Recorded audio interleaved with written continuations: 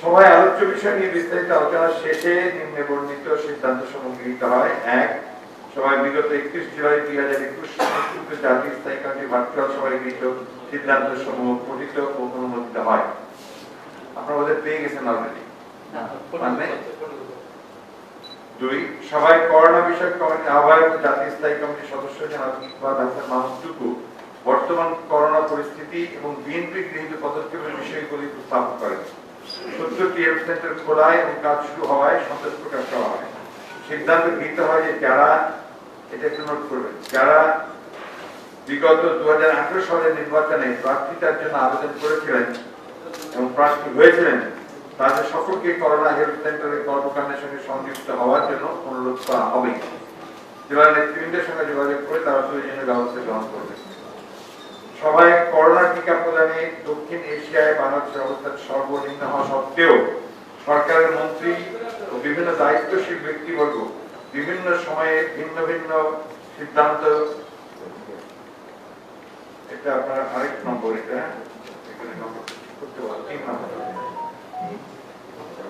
ভিন্ন ভিন্ন সিদ্ধান্ত ঘোষণা করে জনগণকে চরম বিভ্রান্তি ও হতাশার কবলে ফেলায় নিন্দা জানানো হয়। স্বাস্থ্যমন্ত্রী এবং মুক্তিযোদ্ধা মন্ত্রী পরস্পর বিরোধী বক্তব্য প্রদান ও পরে প্রত্যাহার সরকারের সমন্বয়হীনতা, দায়িত্বহীনতার পরিচয় বহন করে। সভা মনে করে, এখানে আপনার নাম্বারটা একটু দয়া করে চেঞ্জ করতে হবে, পরে আমরা পাবেন, আমি ব্যবহার করে দেবো। সভা মনে করে পর্যাপ্ত টিকা সংগ্রহ না করেই গণটিকার নামে আরেকবার গণপ্রচারণা শুরু হয়েছে। একই সঙ্গে চরম অব্যবস্থাপনা এবং দলীয়করণের কারণে লোক দেখানো গণটিকা অভিযান গণসংক্রমণ অভিযানে পরিণত হয়েছে। গতকাল সারা দেশে গণটিকার নামে একটা গণতামাশা শুরু করেছে। সরকারের হাতে টিকা এসেছে 1,60,00,000, অথচ শতকরা 70% মানুষকে টিকা দিতে হলে প্রয়োজন হবে 26 কোটি টিকা। এছাড়া প্রথম সপ্তাহে 1 কোটি টাকা প্রদানের কথা বলে এখন একদিনে 30 লাখ দেওয়ার কথা বলেছে, 3 দিনে দেওয়ার কথা। সরকারের প্রতিটি পদক্ষেপে প্রমাণিত হয়েছে টিকা প্রদানের ক্ষেত্রে সরকার সম্পূর্ণ ব্যর্থতার পরিচয় দিয়েছে। এখন পর্যন্ত সুস্পষ্ট কোন রোডম্যাপ সরকার জনগণের সামনে উপস্থাপন করতে পারেন। অন্যদিকে এই গণটিকা প্রদানের কর্মসূচি সম্পূর্ণ দলীয় কর্মসূচিতে পরিণত করার উদ্দেশ্যে দলীয় কর্মীদের সম্পৃক্ত করার তীব্র নিন্দা জানিয়েছে এবং প্রতিবাদ করছে। স্থানীয় সমাজকর্মী, শিক্ষক, সামাজিক সংগঠন, জনপ্রতিনিধি ও এনজিওদের সম্পৃক্ত করলে এই ধরনের দলীয়করণের সম্ভাবনা কম থাকে। টিকা প্রদানের ক্ষেত্রে দলীয় বৈষম্য সৃষ্টির একটা অবৈধ সুযোগ সৃষ্টি করেছে। এই ধরনের কর্মকাণ্ডের তীব্র নিন্দা, প্রতিবাদ জানানো হয়েছে। সকল প্রকার দলীয়করণের প্রক্রিয়া থেকে বেরিয়ে এসে সার্বজনীন টিকা প্রদানের কার্যকরী ব্যবস্থা গ্রহণের আহ্বান জানানো হয়। অবিলম্বে সুনির্দিষ্ট রোডম্যাপ জনগণের সামনে উপস্থাপন করবার জন্য সরকারের প্রতি আহ্বান জানানো হয়। সবাই ন্যূনতম সময়ে টিকা প্রদান করার জন্য দেশের টিকা উৎপাদনের বিষয়টিকে গুরুত্ব দেওয়া হয় এবং তা অবশ্যই হতে হবে আন্তর্জাতিক মানসম্পন্ন এবং সকলের কাছে গ্রহণযোগ্য। 4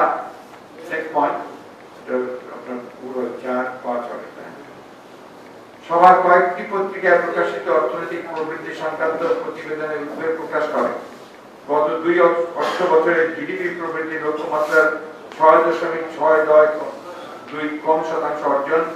2019-20 অর্থ বছরে চূড়ান্ত প্রবৃদ্ধি 3.51%, অথচ লক্ষ্যমাত্রা ছিল 8.2%, অর্থাৎ 4.69% কম। 2020-21 অর্থ বছরে প্রবৃদ্ধি হয়েছে 5.47%, লক্ষ্যমাত্রা ছিল 7.4%, 1.9% কম। উল্লেখ্য, 2020-21 অর্থ বছরে প্রথম 10 মাসে এডিপি বাস্তবায়ন মাত্র 49.9 হলেও শেষ 2 সালে খরচ হয় 69,322 কোটি টাকা। বিএনপি করোনা শুরু হওয়ার সময় থেকে এই বিষয়ে সরকারকে সতর্ক করেছে।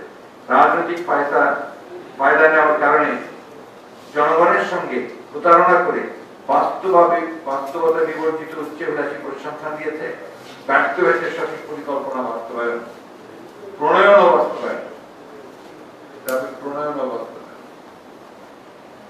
বিএনপি করোনাকালীন অর্থনীতিকে সচল রাখতে যে প্রণোদনার প্রস্তাব দিয়েছিল, সরকার সেটা কার্যকর না করে জনগণকে বোকা বানিয়ে শুভঙ্করের ফাঁকির প্রণোদনা দিয়ে অর্থনীতিকে বিপর্যয়ের মধ্যে ফেলেছে।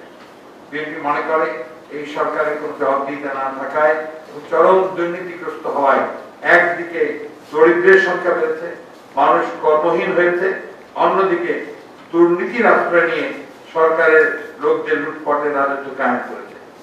সভা সরকারের এই ধরনের গণবিরোধী কার্যকলাপের তীব্র নিন্দা জানায় এবং অবিলম্বে দেশের বরেণ্য অর্থনীতিবিদদের মতামত নিয়ে অর্থনীতিকে সচল রাখবার বাস্তবসম্মত পদক্ষেপ গ্রহণ করার আহ্বান জানায়। সবাই নিত্য প্রয়োজনীয় দ্রব্যাদির প্রায় 50% মূল্য বৃদ্ধি পাওয়ায় গভীর উদ্বেগ প্রকাশ করা হয়। অবিলম্বে নিত্য প্রয়োজনীয় দ্রব্যাদির মূল্য হ্রাসে বাস্তবসম্মত পদক্ষেপ গ্রহণের আহ্বান জানানো হয়। সবশেষে সবাই অস্ট্রেলিয়ার সঙ্গে টি-20 সিরিজ জয়ে বাংলাদেশ ক্রিকেট টিমের খেলোয়াড়বৃন্দকে অভিনন্দন জানানো হয়। সবার শেষে সভাপতি সভাপতি ধন্যবাদ জানিয়ে সভা শেষ করেন। এখানে একটু আপনারা সবাই পাচ্ছেন, কারেকশনটা বলে দিই। কারেকশনটা হচ্ছে নাম্বারের ক্ষেত্রে এখানে আপনার দুই একদম শেষের দিকে দেখবেন প্রথম পেজের, এটা হবে 3 নম্বর। লাস্ট প্যারা 2 লাইনের যে প্যারাটা আছে ওটা হবে 3 নম্বর। এরপরেরটা হচ্ছে 4 নম্বর। প্যারাটা শুরু হবে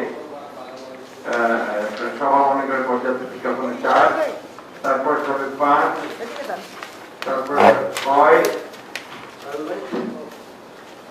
তারপরে 7, তারপরে 8, তারপরে 9। সরি, এই একটা আপনার মিস্টেক হয়েছে। তো এই ছিল আমাদের প্ল্যানিং কমিটির আপনার সিদ্ধান্তগুলো আমি আপনাদের জানিয়েছি।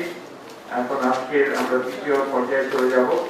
এখন আমাদের বিএনপির আপনার যে করোনা বিষয়ক যে কমিটি রয়েছে, হেলথ সেন্টার যে নতুন কাজ শুরু করা হয়েছে, এই কমিটির আহ্বায়ক আমাদের ইকবাল হাসান মাহমুদ সাহেব, জাতীয় স্থায়ী কমিটির সদস্য, তিনি এখন আপনাদের সামনে আমাদের বিবিধ পদক্ষেপ এবং পরবর্তী কর্মসূচি নিয়ে কথা বলবেন। ধন্যবাদ।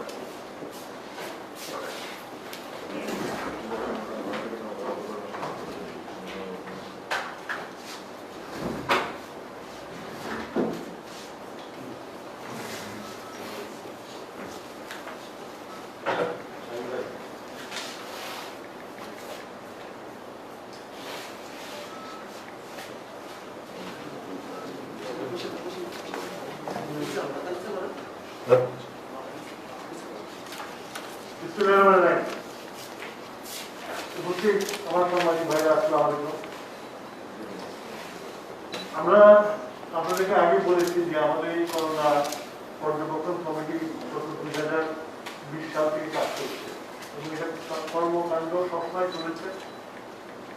গতবার আমরা মানুষের কাছে খাবার পৌঁছানোর চেষ্টা করেছি এবং প্রায় 3 কোটি মানুষ করে খাবার দিয়েছি।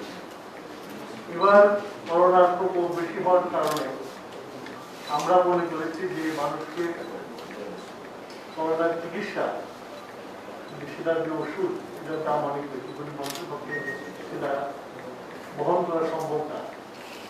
তাই আমরা আমাদের স্ট্যান্ডিং কমিটির সিদ্ধান্ত অনুসারে আমরা করোনা হেলথ সেন্টার সারা বাংলাদেশে আমাদের যে দলের অফিস আছে ডিস্ট্রিক্টগুলোতে সেগুলো আমরা উদ্বোধন করেছি।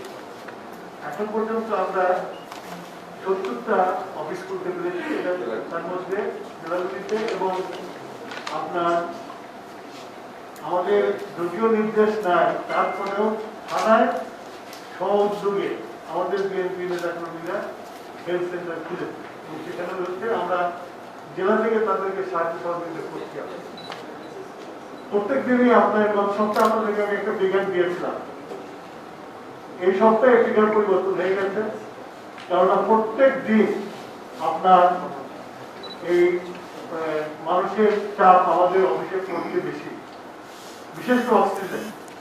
অক্সিজেন আমাদেরকে ইউনিয়ন লেভেলে অক্সিজেন পাঠাতে হচ্ছে এবং মানুষজন অক্সিজেন ডেভেলপমেন্ট 2 দিন পরে আমাদেরকে অক্সিজেন ফেরতের ইচ্ছা, এবং আমরা ইউনিয়ন লেভেল থেকে থানা লেভেল আমরাও রুগীগুলোকে হসপিটালে দিচ্ছি। সমস্যা হয়ে গেছে, হসপিটালের জায়গা নেই। জেলা হসপিটালের কোনো জায়গা নেই এবং মানে বিভাগীয় হেডকোয়ার্টারের জায়গা নেই। আপনারা হয়তো দেখেছেন যে ময়মনসিং এ মেডিকেল কলেজে ব্যানার লাগিয়ে দিয়েছে যে হসপিটালে ভর্তি করা যাবে না, নেওয়া যাবে না, সিট খালি নেই। সরকারের এত বড় একটা ইনস্টিটিউশন, সেখানে তারা ব্যানার লাগিয়ে বলছে যে হসপিটালের জায়গা নেই। তাহলে বলেন যে ছোট ছোট ডিস্ট্রিক্টগুলোর হসপিটালগুলোর কি অবস্থা হচ্ছে। তাছাড়াও আমরা আপনার বিভিন্ন হসপিটালে আমরা ওই আপনার যে অক্সিজেন করার যে মেশিনটা সেটাও আমরা দিয়েছি, তারা ওইসব হসপিটাল সিরিঞ্জের গ্যাস করাতে পারছে না। তো আমরা সব প্রকারের সাহায্য করার চেষ্টা করছি। আমরা আমাদের কেন্দ্র থেকে আপনাদের মানে খুশি হবে যে বিএনপির নেতা কর্মীরা এত দমন নীতির মধ্যে থেকে জেল থেকে খাটার পরেও আমাদের মানে কেন্দ্র অফিস থেকে যে ওষুধ না দিয়ে আমরা তার থেকে ডবল ওষুধ তারা খরচ করে না খেয়ে হলে তারা ওষুধ কিনে মানুষকে দিচ্ছে আসলে। এটা হলো আমাদের বিএনপির কর্মীদের একনিষ্ঠতা। তো আজকে আমরা ওষুধ দিয়ে যাচ্ছি আমাদের থেকে। আমাদের সহযোগিতা করছে এখানে জিয়া রহমান ফাউন্ডেশন এবং জ্যাব আমাদের সাথে আছে। তো আজকে আমরা জিয়া রহমান ফাউন্ডেশন এবং জ্যাবের কাছ থেকে তারা যে ওষুধ সংগ্রহ করেছে, তারপরে আপনার এই যে অক্সিজেন কিলোমিটার সংগ্রহ করেছে, অক্সিজেন সংগ্রহ করেছে এবং হাইড্রোজেন। তো এইগুলো ওনারা গিয়েছেন এবং আমাদের অক্সিজেনের মধ্যে ওষুধের মধ্যে আমরা অ্যান্টিবায়োটিক, তারপরে আপনার প্যারাসিটামল, তারপরে আপনার ক্যালসিয়াম, জিঙ্ক, অম্লপিডন, এইসব জিনিস আমরা দিচ্ছি, যেটা একটা করোনা চিকিৎসাতে লাগে। আমরা প্যাকেট করে করে দিচ্ছি 5 দিনে 7 দিনে যদি পাঁচটি দিচ্ছি আপনার। এবং যাওয়ার কারণে কিন্তু আজকে প্রত্যেকটা জায়গায় ভিড় বাড়তেছে। আমরা আশা করি যে আমাদের এই কর্মকাণ্ড আমরা ততদিন পর্যন্ত চালিয়ে যাবো যতদিন পর্যন্ত করোনার প্রকোপ না কমবে। আর আমাদের মহাসচিব আপনাদের বললো এই যে করোনার টিকা নিয়ে তারা যে টিকা শুরু করেছে, সরকারকে একবার সমন্বয়হীনতায় ভুগতেছে এবং তাদের যে এই করোনা ম্যানেজ করার জন্য যে স্ট্রাকচার সেটা তাদের ভেঙে পড়েছে, তারা চালাতে পারছে না, তাদের কাজ কর্মকাণ্ডে প্রমাণ নাই। মহাসচিব বলেছে তাদের হাতে যেটা আছে, গণটিকা শুরু করেছে প্রথমে 7 দিন, তারপরে এখন 3 দিন।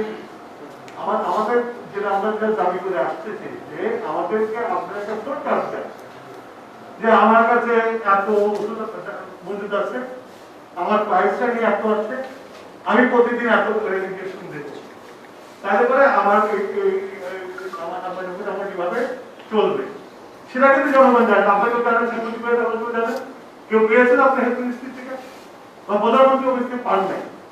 যে একটা দেশে, একটা সভ্য দেশে যখন এই ধরনের কাজ পরিচালনা করে, আমরা ব্রিটেনে দেখেছি, এমনকি আমরা ইন্ডিয়াতে দেখেছি, তাদের হেলথ মিনিস্ট্রি একটা প্রচার দিয়েছে আমার কাছে এই স্টক আছে, আমি কোভ্যাক্সিন এতগুলো পাচ্ছি, আমি এইভাবে দিনে 30 লক্ষ লোক টিকা দেবো, তার প্রচার দিয়ে দিয়েছে। সুতরাং এইভাবে তারপরেও আপনার ইন্ডিয়ান টিভিগুলোতে যে ডিবেট হয়, এক্সপার্টরা যে ডিবেট করে আসছে,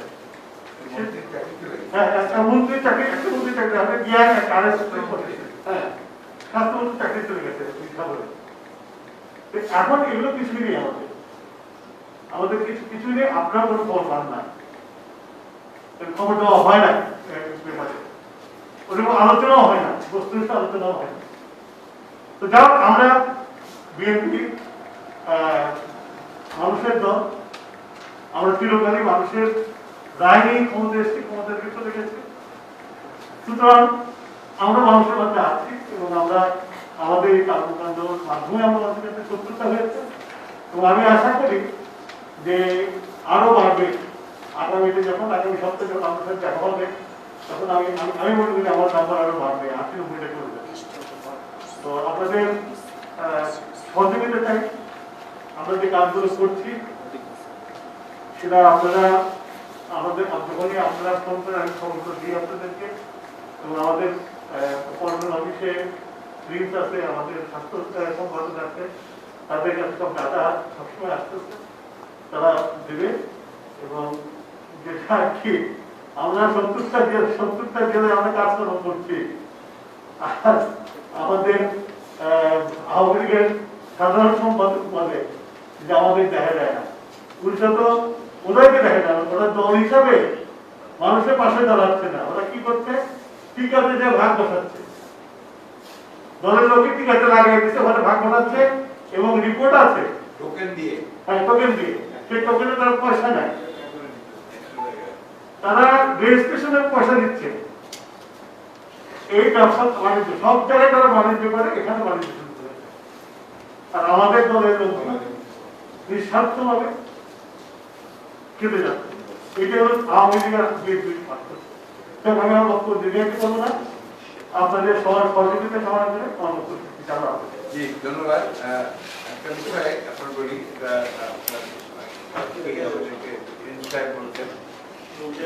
মেডিকেল কলেজ হাসপাতালে 3 দিন আগে ব্যানার টাঙিয়ে দিয়েছে, কোনো বেড খালি নেই, অক্সিজেন নেই, ওষুধ নেই, কোনো ভর্তি হবে না। This is the situation total scenario. এখন প্রিন্স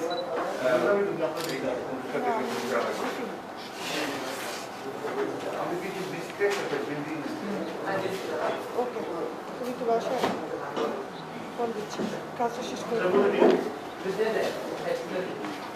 এক জায়গায় দেখবেন সৎকার আছে, আসলে সরকারের সৎকার না, ঠিক করে নিয়ে দেখুন। আমাকে লাগবে না, আমাদের লাগবে আমাদের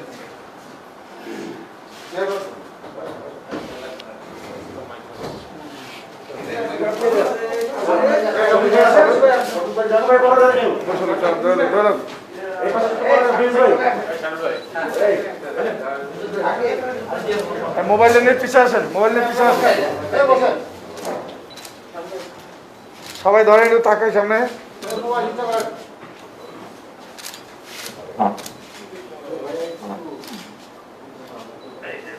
তাকাই সামনে।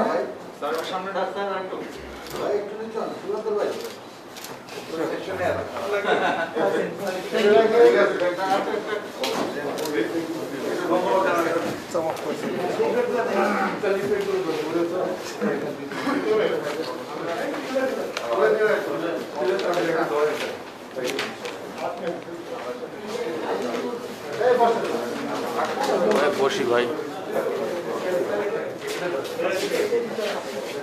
একটু প্লিজ সবাই ধরবেন, একটু প্লিজ।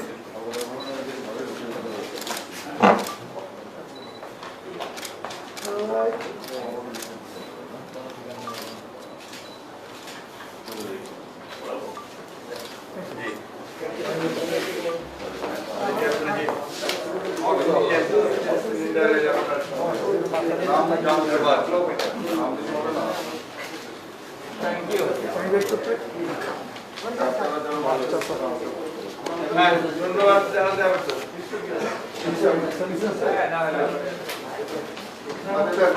আপনি বলেন, আমি একটু ডক্টরস অ্যাসোসিয়েশন অফ বাংলাদেশ ক্যাবের সাধারণ সম্পাদক আব্দুল সালামকে অনুরোধ করবো, এখানে ওনাদের ডাক্তার সাথে উপস্থিত রয়েছেন, তাদের নাম একটু বলা যায়। অবশ্যই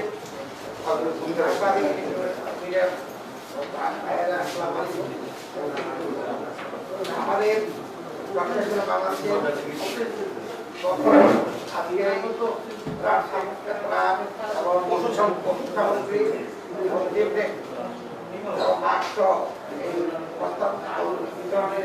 অনুষ্ঠানে উপস্থিত আছেন আমাদের ডক্টর বাংলাদেশের সভাপতি ডাক্তার সেলিম, উপস্থিত আছেন ট্রেজারার ডাক্তার সাকিবুর রহমান সাকিব, উপস্থিত আছেন আমাদের সিনিয়র যুগ্ম মহাসচিব ডাক্তার মেহেদী হাসান, উপস্থিত আছেন আমাদের দপ্তর সম্পাদক ডাক্তার ফখরুজ্জামান। এছাড়াও জিয়া রহমান ফাউন্ডেশনের পক্ষ থেকে উপস্থিত আছেন ডাক্তার শাহ মোহাম্মদ আমানুল্লাহ, অধ্যাপক মোর্শেদ হাসান খান, কৃষিবিদ সাইমুর রহমান, ইঞ্জিনিয়ার মাহবুব আলম এবং আরো আমাদের সবাইকে শ্রদ্ধা জানিয়ে আমি আমাদের আমরা আমাদের এই অনুষ্ঠান করলাম। আমাদের যে ওষুধ এবং সুরক্ষা সামগ্রী সেটা বাস্তবায়ন এবং পর্যায়ক্রমে আমরা আবার সারা বাংলাদেশে বিএনপি তত্ত্বাবধানে এবং ডক্টর বাংলাদেশ জিয়া রহমান ফাউন্ডেশনের মানে সহযোগিতায় আমরা এই দেশের মানুষের পাশে থাকবো এই আশা রেখে আমরা বিএনপির পক্ষ থেকে ডক্টর অ্যাসোসিয়েশন অফ বাংলাদেশ এবং জিয়া রহমান ফাউন্ডেশনকে আন্তরিকভাবে ধন্যবাদ জানাচ্ছি যে তারা প্রথম থেকেই করোনা শুরু হওয়ার প্রথম থেকেই কিন্তু তারা একেবারে ফ্রন্ট লাইনার হিসেবে কাজ করেছে, একদম ফ্রন্ট লাইনার। তারা প্রথম দিকে জিয়া রহমান ফাউন্ডেশন তারা সারা দেশে আপনার এই অক্সিজেন সরবরাহ, অক্সিজেন দেওয়া, মাস্ক পরা, অনেক ধরনের লিফলেট, তারপরে আপনার হাত ধোয়ার জন্য বেসিন তৈরি এবং ambulance service, medical telemedicine service তারা প্রথম থেকে দিয়ে স্টার্টেড ফ্রম দ্য বিগিনিং এবং ডেঙ্গু স্প্রে করেছে, এটা করেছেন এবং এখনো তারা সেই কন্টিনিউ করছেন। ডক্টর অ্যাসোসিয়েশন অফ বাংলাদেশ থেকে একইভাবে তারা তাদের টেলিমেডিসিনের মাধ্যমে এবং সরাসরি এবং যারা তাদের অক্সিজেন সাপ্লাই টাপ্লাই তারা একইভাবে করেছে। সুতরাং এই যে আপনার করোনার বিরুদ্ধে বিএনপির পক্ষ থেকে যে আপনার উদ্যোগটা নেওয়া হয়েছে এবং প্রথম থেকে শুরু করে যেখানে সব সময় সবচেয়ে বড় আপনার যে সৈনিকের মতো কাজ করেছেন সেই কাজ করেছেন ডক্টর অ্যাসোসিয়েশন এবং জিয়া রহমান ফাউন্ডেশন। আমরা তাদের প্রতি কৃতজ্ঞ। তাদেরকে আজকে আবার আমার দলের চেয়ারপারসন হিসেবে খালেদা জিয়া এবং আমাদের ভারপ্রাপ্ত চেয়ারম্যান তারেক রহমানের পক্ষ থেকে দলকে ধন্যবাদ, অভিনন্দন জানাচ্ছি।